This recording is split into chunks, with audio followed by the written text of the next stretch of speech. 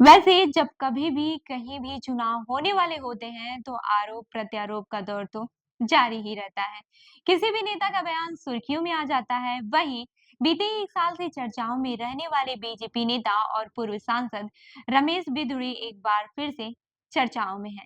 चाहे संसद में एक मुस्लिम सांसद पर आपत्तिजनक टिप्पणी करना हो या 2024 लोकसभा चुनाव में टिकट काटना हो या फिर दिल्ली के आगामी विधानसभा चुनाव में विधायकी का टिकट दिया जाना हो, वो चर्चाओं में अक्सर बने रहते हैं। अब रमेश बिधुड़ी कांग्रेस नेता प्रियंका गांधी वाड्रा और दिल्ली की मुख्यमंत्री आतिशी पर भी विवादित टिप्पणी को लेकर चर्चा में है। उनके बयान की कांग्रेस और आम आदमी पार्टी ने निंदा की है। कांग्रेस ने जहां बीजेपी से माफी की मांग की है, वहीं दिल्ली के पूर्व मुख्यमंत्री अरविंद केजरीवाल ने क्या कुछ कहा है रमेश बिधुड़ी के विवादित बयान पर, हम आपको आगे बताएंगे। लेकिन उसके पहले बता दें कि साल 2014 और 2019 में दक्षिणी दिल्ली से सांसद रहे रमेश बिधुड़ी को बीजेपी ने कालकाजी सीट से अपना उम्मीदवार बनाया है। इसी सीट से दिल्ली की मुख्यमंत्री आतिशी विधायक हैं और वो फिर से इसी सीट से चुनावी मैदान में है। वहीं कांग्रेस ने आम आदमी पार्टी की पूर्व नेता अलका लांबा को इस सीट से अपना उम्मीदवार बनाया है। अब आपको ये भी बता दूं कि रमेश बिधुड़ी का हाल ही का एक वीडियो वायरल हो रहा है, जिसमें वो इसी इलाके की एक जनसभा को संबोधित कर रहे हैं। आप खुद ही देख लीजिए इस वीडियो को कि कैसे रमेश बिधुड़ी प्रियंका गांधी की गालों जैसी सड़क बनाने की बात कही है। विश्वास दिलाता हूं, जैसे ओखले की सड़कें हमने बना दिए, संगम बिहार की सड़कें बना दिए, इसी प्रकार से कालकाजी भी सुधार कैंप के सामने वाली, बराबर वाली, अंदर वाली सारी की सारी सड़कें प्रियंका गांधी के गाल जैसे जरूर बना देंगे। आपने वीडियो तो देख लिया, लेकिन सवाल यह उठता है कि क्या प्रियंका गांधी के गालों की तुलना सड़क से करना सही है? क्या लोग चुनाव जीतने के लिए अपनी मर्यादा भूल जाते हैं? खैर, अभी यह तो कम ही था कि रमेश बिधुड़ी ने दिल्ली के मुख्यमंत्री आतिशी को भी नहीं छोड़ा। बिधुड़ी ने तो आतिशी का टाइटल ही बदल डाला। ये वीडियो भी आप देख लीजिए, जरा गौर से देखिएगा इस वीडियो को। अरे ये मार्लिना, ये तो सिंह बन गई भैया, चेहरा ही नाम बदल दिया। केजरीवाल ने बच्चों की कसम खाई थी, भ्रष्टाचारी कांग्रेस के साथ नहीं जाऊंगा। मार्लिना ने बाप बदल दिया, पहले मार्लिना थी, अब सिंह हो गई। ये इनका चरित्र है। ये वीडियो भी आपने देख ही लिया। अब रमेश बिधुड़ी का एक और वीडियो भी देख लीजिए कि कैसे वो प्रियंका गांधी पर जो बयान दिए थे, उसके लिए माफी मांग रहे हैं। इस प्रकार के बयान पहले दिए जाते रहे हैं और किन्होंने दिए? लालू यादव जी ने बयान दिया, हेमा मालिनी जी के ऊपर दिया, मैंने उसका उसी संदर्भ में बोला था और उसी आधार पर कांग्रेस के साथ उस सरकार में मंत्री रहे, कांग्रेस चुप्पी साधी रही। नरेश बालियान आम आदमी पार्टी का विधायक है, 2024 में फिर उन्होंने ये बयान को दोहराया 2024 के चुनाव में, तो आतिशी की चुप्पी रही। लेकिन फिर भी अगर मेरे इस बयान से कोई व्यथित है, किसी को दुख पहुंचा है, तो मैं हृदय से इस बात के लिए अपने शब्द वापस लेते हुए खेद प्रकट करता हूं और इस बात के लिए मैं दुख प्रकट करता हूं कि अगर किसी को खेद पहुंचा हो।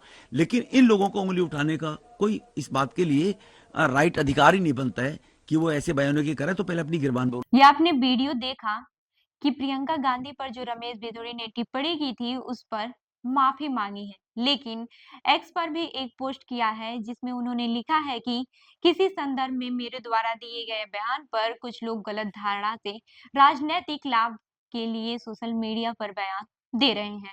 मेरा आश्रय किसी को अपमानित करने का नहीं था, परंतु फिर भी अगर किसी भी व्यक्ति को दुख हुआ है तो मैं खेद प्रकट करता हूँ। तो ये आपने देखा कि कैसे रमेश बिधुड़ी माफी मांग रहे हैं, कैसे खेद प्रकट कर रहे हैं।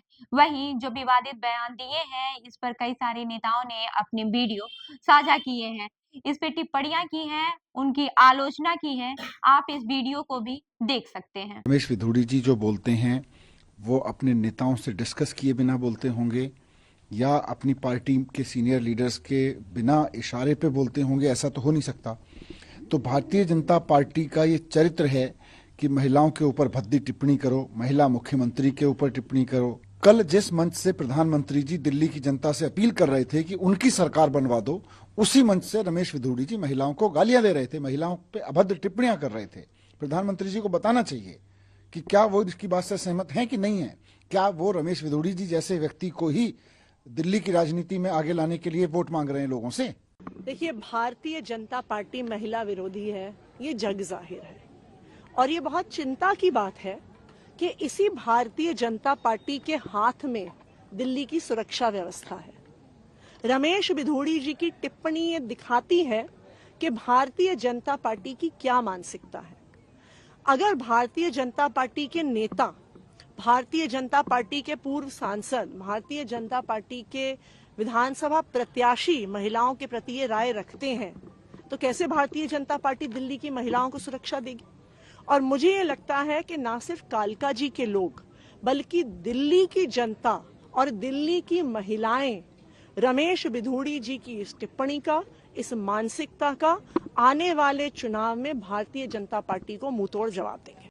कालका जी में विकास की बात करिए, कोई दिक्कत नहीं, लेकिन आप अपमान करने आए हैं महिलाओं का। आपकी भाषा, आपका चाल, आपका चरित्र हमेशा माँ बहन बेटियों का अपमान करता है। रमेश विधुड़ी ने सोच समझकर बयान दिया है कि 2 महिलाएं हैं और पक्का महिलाएं बाहर आएंगी। इन महिलाओं को बाहर निकलने से रोकने के लिए उनकी आपत्तिजनक बयान, इस तरीके का अपमान महिलाओं को जो है कहीं न कहीं कमजोर करने का काम करता है। हमारी मांग है, रमेश विधुड़ी माफी मांगो। भाजपा से साफ मांग कर रहे हैं, उम्मीदवार वापस बदलिए आप। मैं तो कांग्रेस के लीडर्स का इंतज़ार कर रहा था कि जिस तरह से रमेश विधुड़ी ने प्रियंका गांधी के बारे में इतने घटिया अल्फाज कहे हैं, वे रमेश विधुड़ी के बारे में कुछ कहते। बट मैं बड़ा हैरान हूँ कि अभी तक जो है उन्होंने उस बयान के बारे में कोई तल्ख टिप्पणी नहीं की है। देखिए, मैंने रमेश जी का पूरा बयान नहीं सुना है, लेकिन जो जानकारी मिली है, समाज में महिलाओं का अपना एक विशेष योगदान रहता है और किसी भी राजनीतिक क्षेत्र में या किसी भी सामाजिक क्षेत्र में काम करने वाली जो माताएं बहनें होती हैं, उनका सम्मान करना और ये हम सबका दायित्व बनता है।